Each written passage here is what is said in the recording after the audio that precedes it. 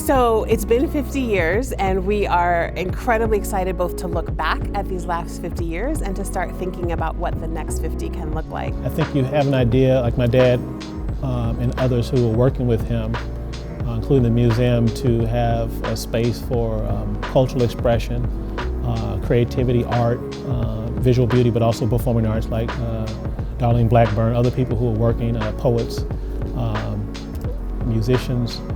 I think it's really the celebration of life in the humanities and the sciences.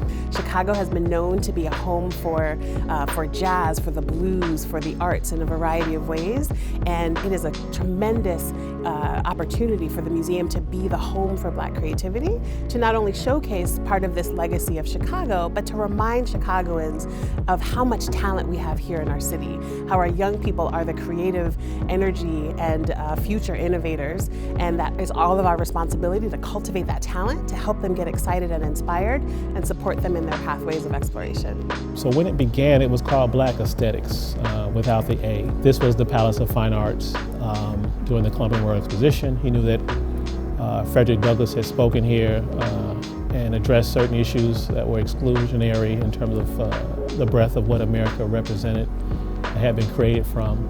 Black Creativity exhibit and program is important overall to show our guests because it gives us an opportunity to share amazing stories about the trailblazers, the innovators, and the creative thinkers that influence American culture and society every day. And so this singer was there in her apartment, and he went around and knocked on the door and said, we have this activity called, program we're doing called Black Aesthetics.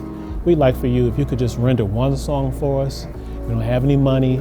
I'm not even paid for what I'm doing here. I work my 9 to 5 and then come here after hours to put the show together.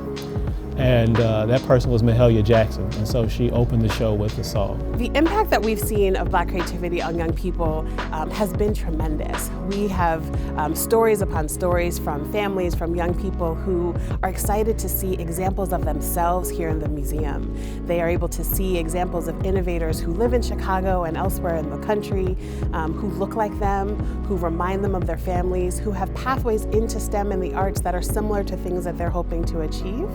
So we've been really excited to hear how influential that has been on our students and our families. You get told about African American artwork, creativity all the time, but like to actually be able to come and see it in a very known, well-known museum is very surprising, and I feel honored myself. None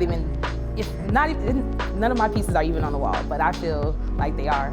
I see it continuing to grow. We have now the Jury Art Exhibition, we have the Innovation Studio, we have Career Showcase, and there are so many arms and so many extensions of Black creativity as it moves out and throughout the building and throughout the year. It's going to continue to inspire people, and I think that is what we really want to see more than anything as it continues to grow. And we're pleased to be able to say that this is a home for Chicago African American young artists. And so we are excited to continue our collaborations to design what the next 50 years can look like in the years ahead.